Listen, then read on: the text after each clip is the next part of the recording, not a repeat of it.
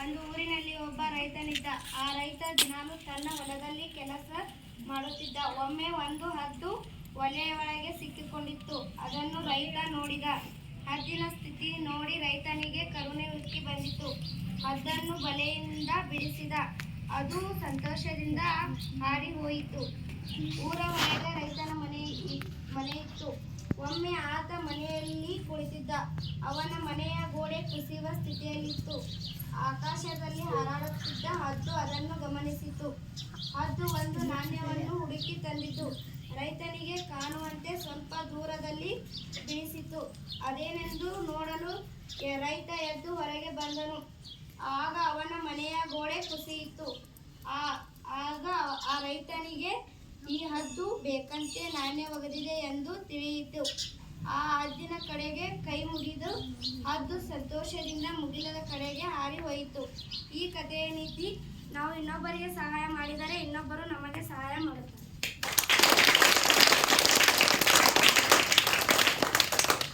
ಜಾನಪದ ಕಥೆಗಳು.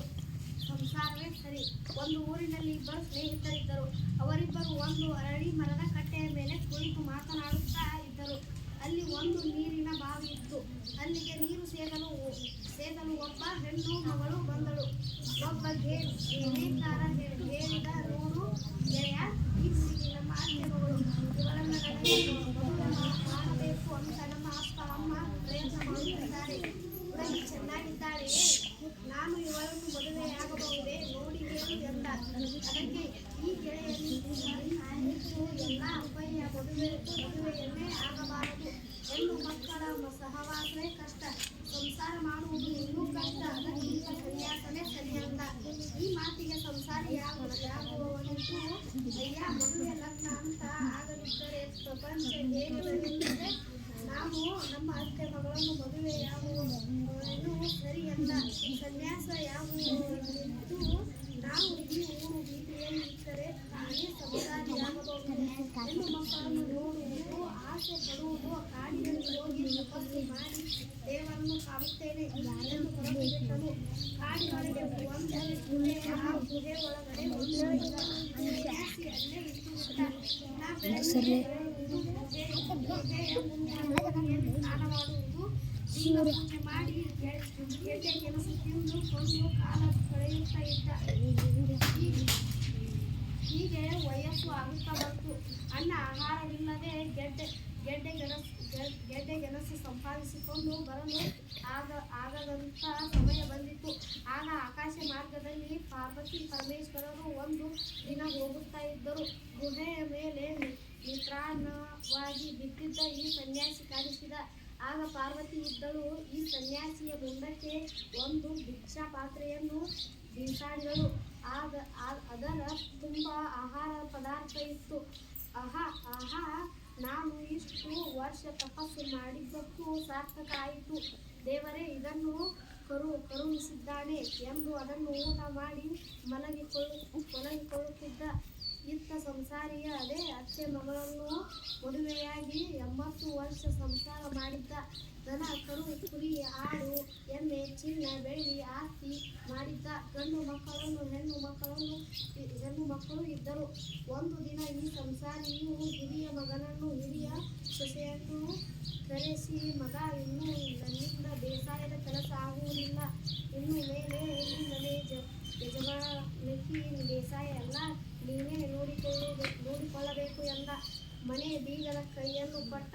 ಯಾವಾಗ ಮನೆಯ ಬೀಗದ ಕೈ ಹಿರಿಯ ಮಗನಿಗೆ ಬಂದಿತು, ಮನೆಯ ಒಳಗಡೆ ಎಲ್ಲ ಮಕ್ಕಳ ಮಧ್ಯೆ ಜಗಳ ಕದನ ಆರಂಭವಾಯಿತು. ಅಣ್ಣ ತಮ್ಮಂದಿರ ಜಗಳ, ಕಿತ್ತಾಟ, ಅಕ್ಕ ತಂಗಿಯರ ಮಧ್ಯೆ ಕಲಹ, ಕದನ, ಸೊಸೆಯರ ಕಿರಚಾಟ ಎಲ್ಲ ಶುರುವಾಯಿತು. ಆಗ ಮನೆ ಯಜಮಾನಿಗೆ ಸಂಸಾರ ಬೇಜಾರು ಆಗಿ, ಆಹಾ, ಇಷ್ಟು ದಿನ ನನ್ನ ಸಂಸಾರದಲ್ಲಿ ಜಗಳ ಕದನ ಆಗಿರಲಿಲ್ಲ.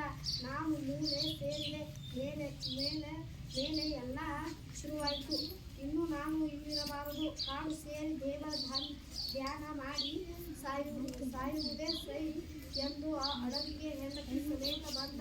ಅಡವಿ ಸೇರಿ ಅಲ್ಲಿದ್ದ ಗುಹೆಯ ಕಡೆ ಬಂದರೆ ಅಲ್ಲಿ ಚಿಕ್ಕಂದಿನ ಗೆಳೆಕಾರನಾಗಿದ್ದ ಸನ್ಯಾಸಿಯೇ ಕೂತಿದ್ದಾನೆ. ಸನ್ಯಾಸಿಗೂ ಏನಪ್ಪ ಸಂಸಾರಿ, ಹೇಗೆ ಬಂದು ಏಕೆ ಎಂದು ಕೇಳಿದ ಸಂಸಾರಿ ಇದ್ದ ತನ್ನ ಕಥೆಯನ್ನೆಲ್ಲ ಹೇಳಿಕೊಂಡ. ದುಃಖಪಟ್ಟ. ಅದಕ್ಕೆ ಸನ್ಯಾಸಿ ಇದ್ದು, ನಾನು ಹೇಳಲಿಲ್ಲವೇ ಸಂಸಾರ ಎಂಬುದು ಬಹಳ ಕಷ್ಟ ಎಂದು ತಿಳಿಸಿದ. ಸನ್ಯಾಸಿಯವನೇ ದಿನ ಭಿಕ್ಷಾ ಪಾತ್ರೆ ತೆಗೆದುಕೊಂಡು ಹೋಗಿ ಅಲ್ಲೊಂದು ಮರದ ಹತ್ತಿರ ನಿಂತು ಶಿವಧ್ಯಾನ ಮಾಡುತ್ತಿದ್ದ.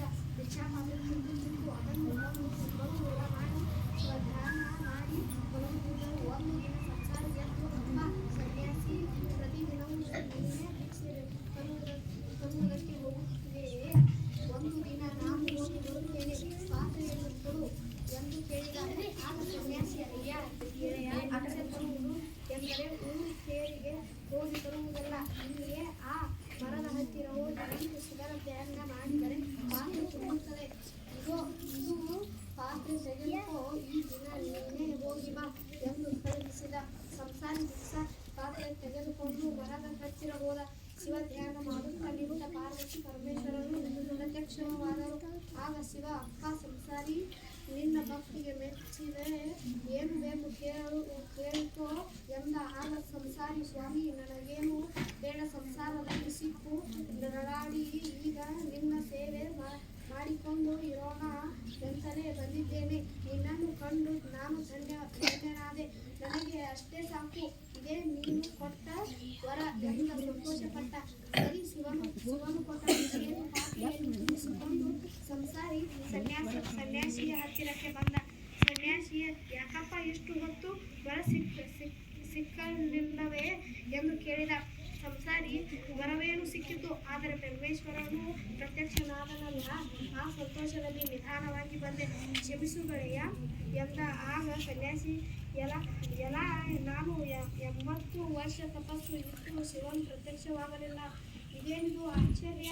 ನಾಳೆ ನಾನು ಆ ಮರದ ಹತ್ತಿರ ಹೋಗಿ ಪರೀಕ್ಷೆ ಮಾಡಿಯೇ ಬಿಡಬೇಕು ಎಂದು ಕಂಡ. ಮುಂದಿನ ದಿನ ಭಿಕ್ಷಾ ಪಾತ್ರೆ ಹಿಡಿದುಕೊಂಡು ತಾನೇ ಮರದ ಹತ್ತಿರ ನಿಂತು ಧ್ಯಾನ ಮಾಡಿದ. ಶಿವನು ಪ್ರತ್ಯಕ್ಷನಾಗಲಿಲ್ಲ, ಆದರೆ ಶಿವನಾಡಿದ ಮಾತು ಕೇಳಿಸಿತು.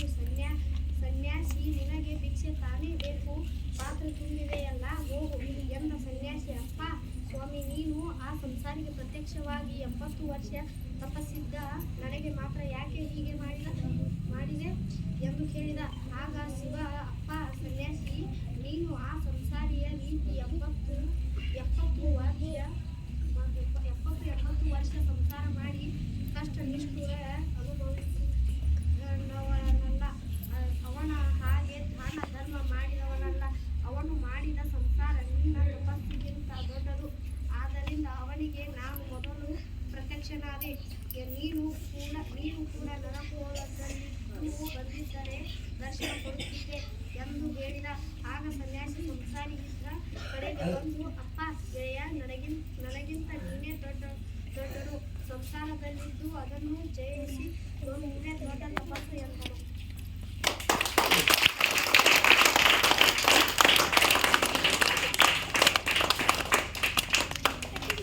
ಸಂಸಾರದಲ್ಲಿ ಸಾಕಷ್ಟು ಕಷ್ಟಗಳು ಬರ್ತಾ ಇರ್ತಾವ. ಆ ಕಷ್ಟಗಳನ್ನು ಎದುರಿಸಿ ದಳ ಸೇರುವಂಥ ಒಂದು ಜಾನಪದ ಕಥೆ ಇನ್ನು ಪ್ರಸ್ತುತಪಡಿಸಿರುವಂತಹ ವಿದ್ಯಾರ್ಥಿಗೆ ಹಾಗೂ ಇದಕ್ಕಿಂತ ಮುಂಚಿತವಾಗಿ ಯಾವ್ದ್ರ ಕಥೆ ಇತ್ತು?